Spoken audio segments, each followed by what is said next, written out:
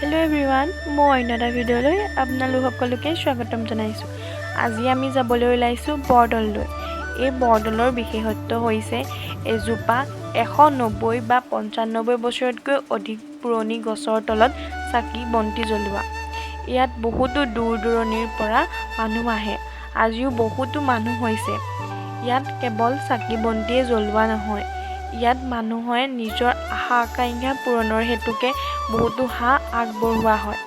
আজিৰ দিনটোতেই মানুহে হাঁহ আগবঢ়াই নিজৰ আশা আকাংক্ষা পূৰণৰ বাবে আশা কৰে। চাওকচোন কিমান হাঁহ আগবঢ়োৱা হৈছে।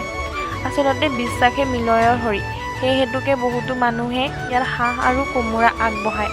এই আগবঢ়োৱা কোমোৰাৰ সৈতে এসাঁজ ভাত সকলো ৰাইজকে ভোগ হিচাপে আগবঢ়োৱা হয়। আপোনালোক আহিছেনে ইয়ালৈ? যদি নাই অহা আহিবচোন, সঁচাকৈ ইয়াৰ পৰিৱেশটো বৰ সুন্দৰ।